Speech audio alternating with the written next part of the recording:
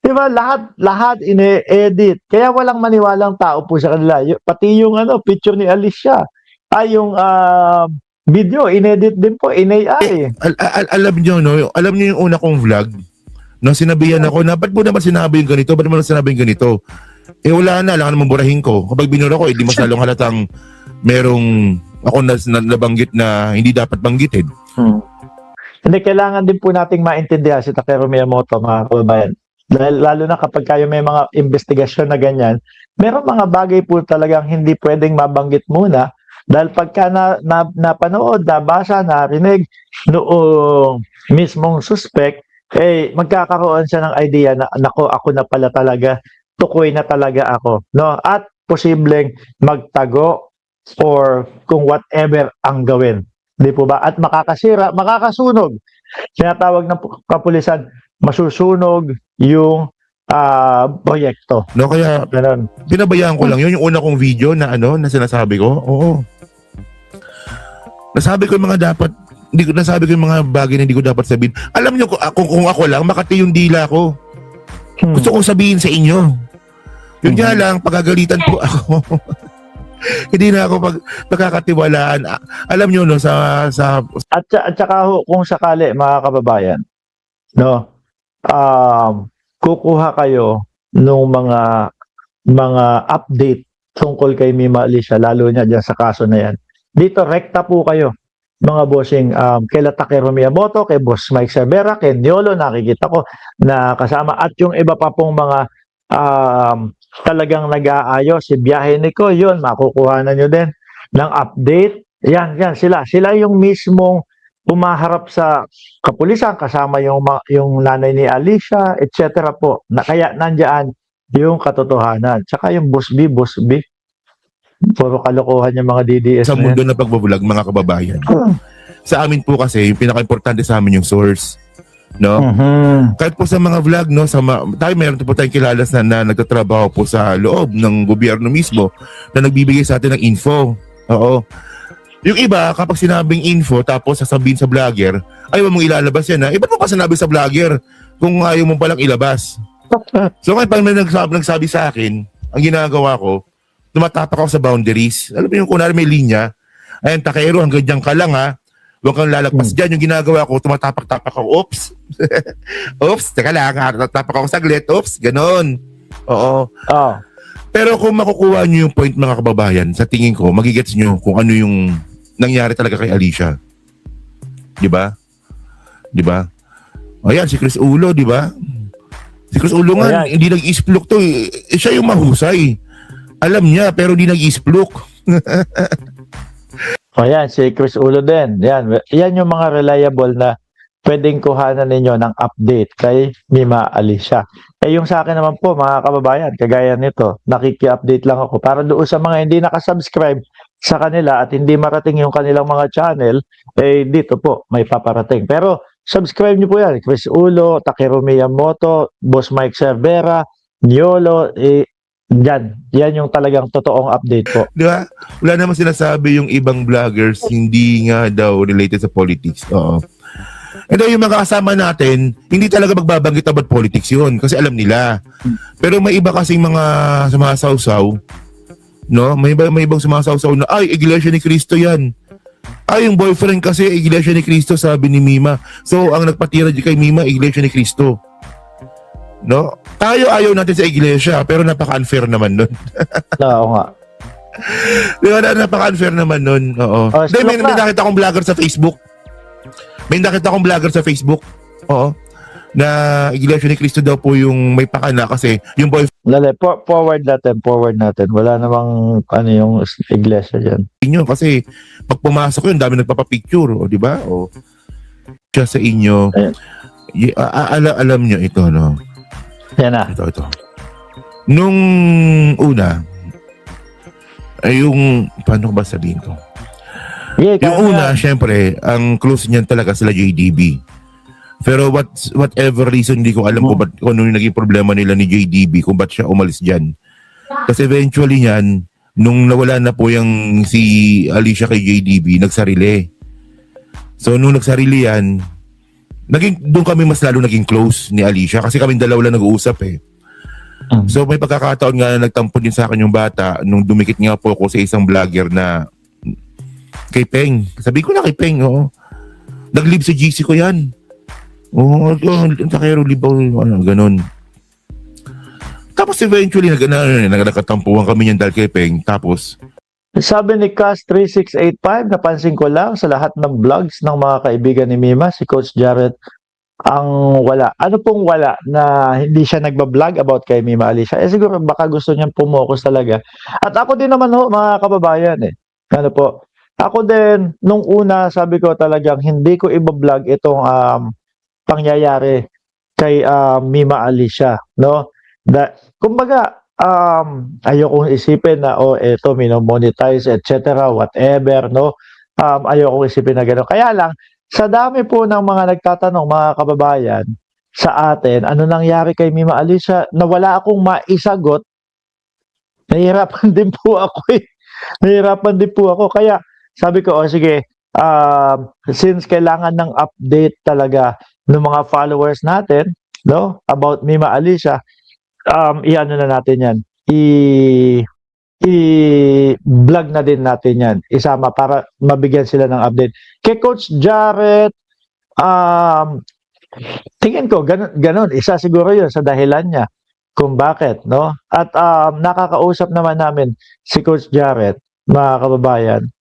Baga nakikiramay naman din siya Baka naman din kung kaya hindi nakapunta, kung yun yung ibig nyo sabihin, baka busy at merong mga ginagawa din po. Yun. So, isa pa, merong mga DDS na naghahagilap kung saan daw po yung lamay, yung ano ni Mima Alicia. Siyempre, biruin mo, minamak nila, pinagtatawanan nila si Mima Alicia. Tapos, ang unang papasok sa isip mo, mga kababayan, ay baka may mga pakawala doon at alam nila na yung mga vlogger is pupunta doon. So, yun din siguro ho. Pero, nakakausap ko si Coach Jarrett, mga bossing, nakikiramay siya. Ano po, sa pamilya ni Mima Alicia po. Ayun. nung bubuo na naman si Mike Cervera ng mga groups of na vlogger. Hindi naman grupo no? Parang nag-gather si Mike Cervera ng mga vlogger. Doon kami naging magkagrupo ulit ni Alicia. Sabi ni Gemaline, ayan, nakapunta na po si Coach. Oh, yan, tingnan nyo, nakapunta pala. Yun na yun. So, kung nakinig lang sana siya, no? Kasi paano kasi, ito yung point natin dito alam natin, no, kapag love life yung pumasok sa tao, mahirap pigilan yan. Love life. Diba? Siguro man naman po, siguro sa inyo, may mga anak din po kayo, di ba? Tingin ko ito na yan. Di ba? Siguro naman, karamihan ng mga viewer ko, mga, kung hindi sing edad ko, mas matanda sa akin. May mga anak po tayo. No? So, kahit yung anak natin, pag sinabi na mahal ko tong lalaking to, mahal ko tong babaeng to, wala tayong magagawa dyan. Kami pa kaya? Di ba? Sandali. So, sabi Takeru kasi ayan, maraming salamat, Ma'am Suzuki. Ayan, may nakalagay dyan, 10 gems. Ano yan? Hindi ko alam yan, mga kababayan. Pero kung ano man po yan, nagpapasalamat ako. Maraming salamat po sa inyo. Na nakilala namin si Alicia sa ginagawa natin sa social media na pagbablog. Mapipigilan ba natin siya na umalis? Alam nyo, nung umalis siya nun, mga kababayan, hindi na namin siya naramdaman. Hindi na siya nagparamdam sa amin.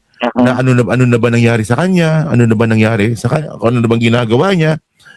So meron kaming group chat nun na andun pa rin siya. Pero ang pinag-uusapan na lang namin doon, source. Yung mga nagbabato sa amin ng source, yun na lang, doon na lang. Mga content. Tapos alam niyo kung anong Yan, bukod sa kanila, meron din kami na tatlo kami, Takeru Miyamoto, Mima Alicia at ako ho. May grupo din. Yun din ang pinag-uusapan doon sa group chat na yon. Yung mga content, ano content mo ngayon, ganito, ganyan. Paminsan po about negosyo.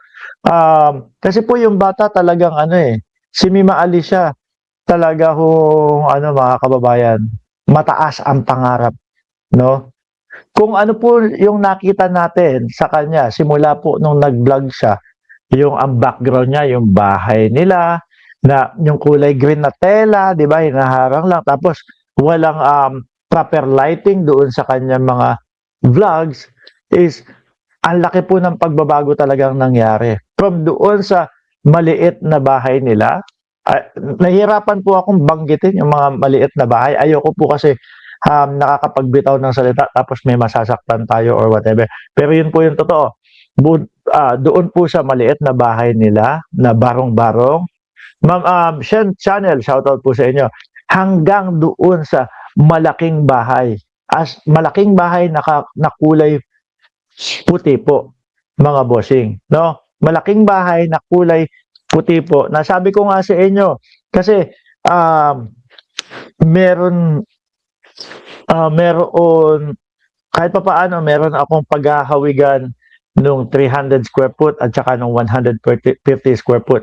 Sa bandang Antipolo, meron akong 150 square foot na bahay doon na walang nakatira. Ano po? Tapos, meron diing 300. Alam ko na yung nakita ko na ipinakita ni Mima Alicia, nasa 500. Siguro nasa 300 square foot yung kabahayan na yun. Kasi doble nung kung ano yung nandoon sa Antipolo eh. Sabi ni Jordan G, 4.5 million ang pagawa ni Mima Alicia. At natunghayan ko po yun, naka-live. Hindi naka-live sa publiko. Nakagano si Mima habang kausap ko. Ang ganda ng bahay, mga kababayan. Talagang malaki. No?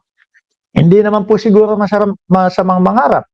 Ano po, yung bata siguro talagang gustong magka-multiple na negosyo.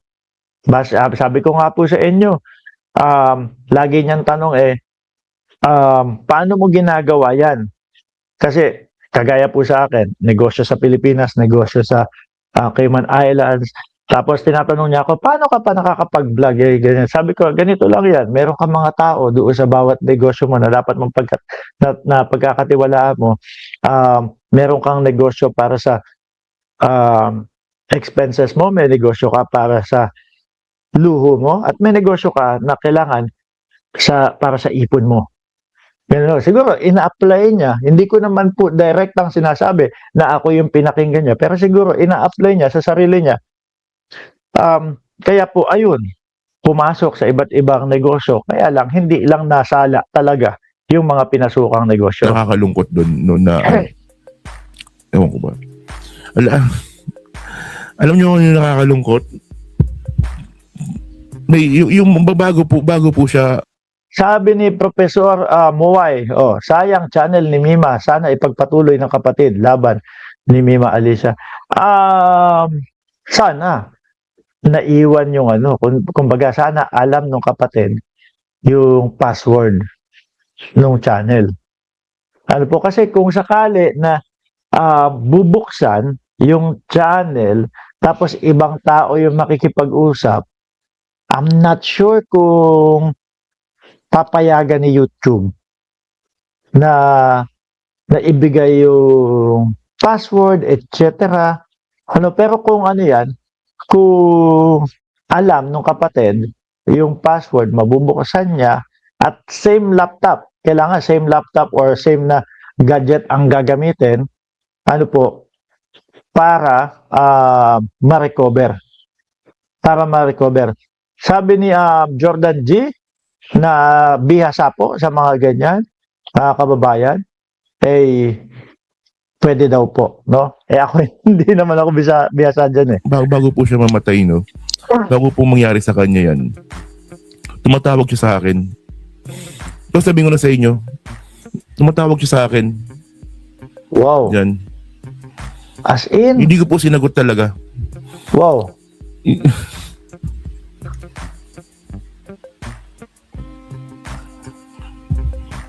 Hindi ko alam.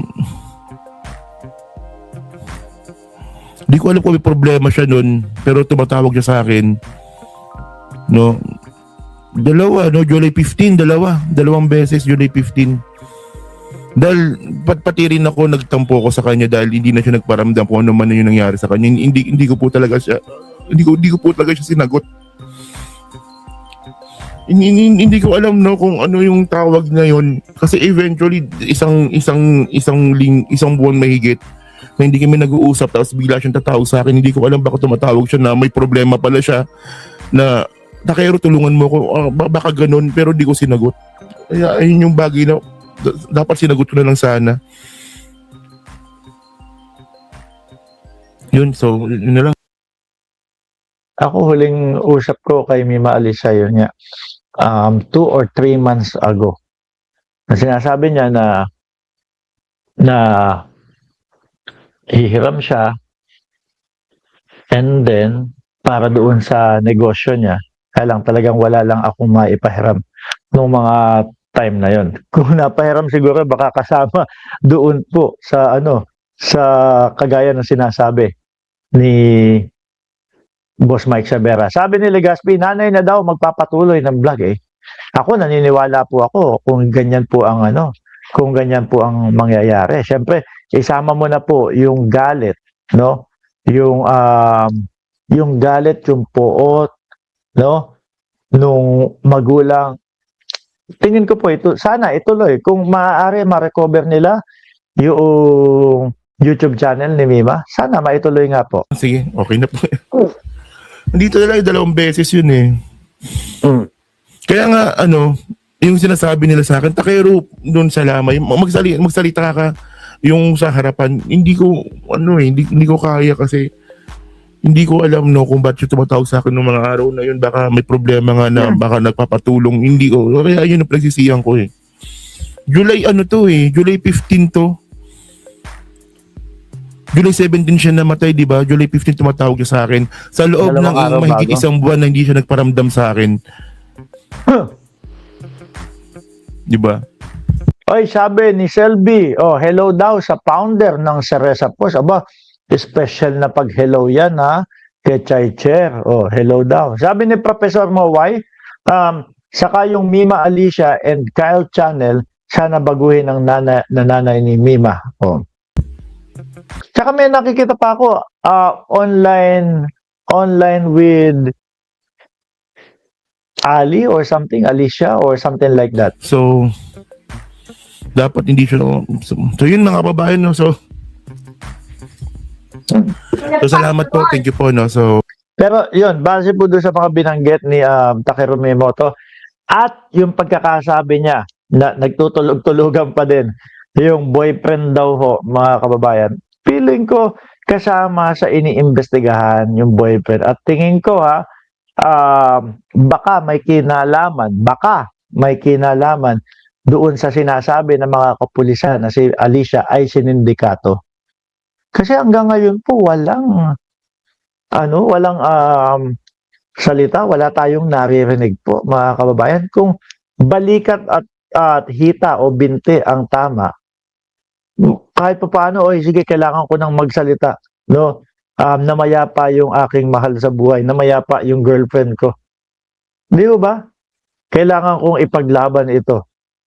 Hanggang ngayon, wala pa eh. Galing ako kanina sa Burol, daming tao, sabi ni Ma'am Beth De Jesus. At ito nga po, mga bossing, no?